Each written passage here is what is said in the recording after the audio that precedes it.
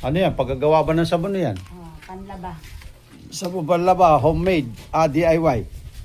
DIY timpla. Ano yan? Binubuhos mo? Asido ba yan? Oh, kumukulo ah. Kumukulo. Parang wala pang apoy, kumukulo na. Yan ang pagluluto. Oh, banrami. Banrami yata ang nalagay mo. Grabe kulo ah. Ano ba yun? Acid. Hindi, yung nilagyan mo asin? Acid yun. Hindi, yung puti. Yung hydride. Sodium hydride. Ha? Sodium hydride. Sodium nitrate? Boy, yung pang bomba yun ah.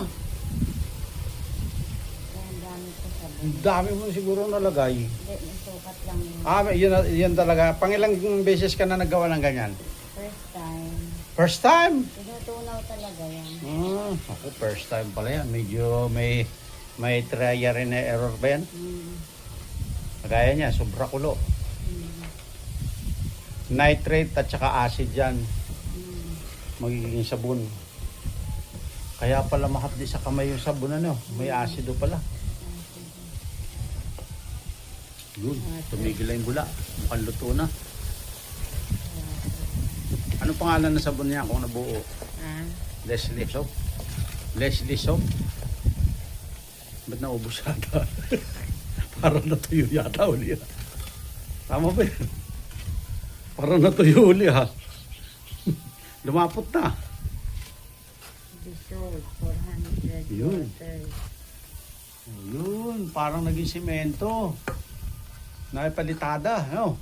Pampalitada yan ha. Ano yan? Alcohol? Alcohol. Saka Asido ng baterya. Asido. Magkano bili mo sa asido? Ano siya? Lye. Ano magkano bili mo? 100 plus. 100. Mura na sa para sa ano yan. Mura na sa sabon yun. Parang natuyo na. Wala na, matigas na. Palitada na to ah. Naging simento yung ano, nitrate.